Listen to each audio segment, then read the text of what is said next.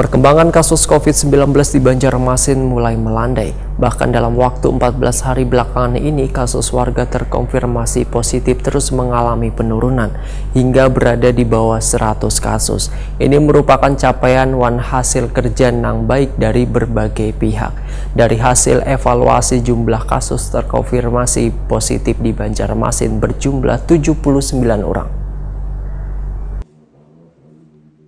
Perkembangan kasus COVID-19 di Banjarmasin mulai melandai, bahkan dalam waktu 14 hari belakangan ini, kasus warga terkonfirmasi positif terus mengalami penurunan hingga berada di bawah 100 kasus. Ini merupakan capaian hasil kerja yang baik dari berbagai pihak. Dari evaluasi yang dilakukan beberapa pekan terakhir, jumlah kasus terkonfirmasi positif di Banjarmasin berjumlah 79 orang. Ditargetkan jumlah tersebut akan mengalami penyembuhan agar kasusnya berubah menjadi zero. Demikian diperintahkan juru bicara Satgas Penanganan COVID-19 Banjarmasin, Dr. Mahli Riyadi SHMH Wahitakuni Prima TV jelang tengah hari Kamis 17 Juni 2021. Kepala Dinas Kesehatan Banjarmasin ini pun menambahkan, bila kasusnya bisa berubah menjadi zero, maka akan menjadi prestasi yang sangat luar biasa lantaran dibandingkan dengan kota-kota di provinsi lain, Banjarmasin menjadi salah satu kota dengan jumlah kasus terkonfirmasi positif di bawah 100 kasus.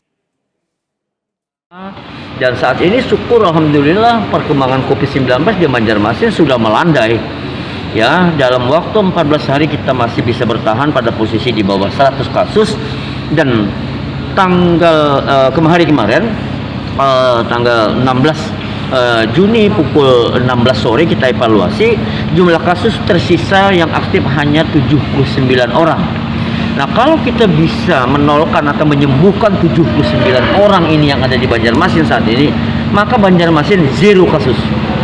Ini adalah sebuah prestasi yang luar biasa, sementara kabupaten kota di provinsi yang lain sedang naik-naiknya, tapi kita mampu bertahan dan melandaikan Banjarmasin.